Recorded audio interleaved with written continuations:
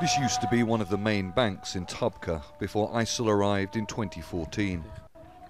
They converted it into a prison. Fighters with the mainly Kurdish Syrian Democratic Forces, or SDF, are in control here now. The rooms were used as cells and for torturing prisoners, says Yusuf. Anyone who came into this jail would be lucky to leave.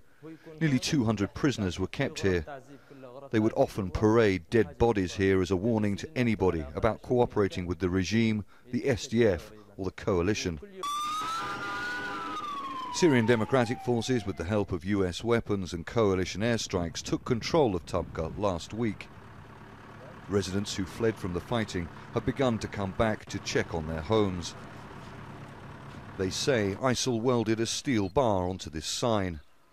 Yasser Mohammed describes what he saw. When they started to kill people, they would hang them on this steel post, he says. They would keep the body here all day. Children would come and poke it.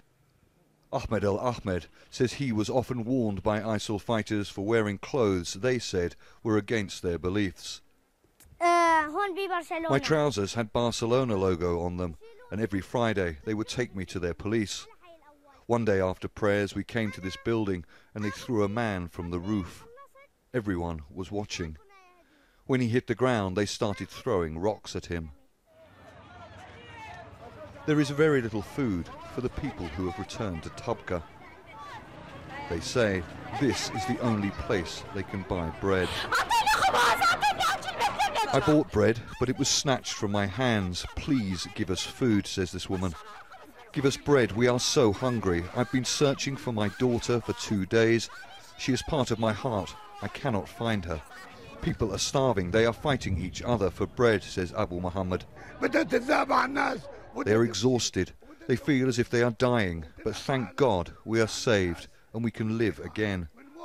The battle to retake Tabqa took more than 6 weeks. The ISIL stronghold of Raqqa is around 50 kilometers from here, and the SDF fighters are advancing on it fast. The SDF's advance towards Raqqa with the help of US weapons, logistics and coalition airstrikes continues. And there's reports of heavy fighting in the countryside to the north and the east of the city. But there are also growing concerns about what the UN describes as hundreds of thousands of people who are expected to flee the fighting as it intensifies in the days and weeks ahead. Charles Stratford, Al Jazeera, Gaziantep.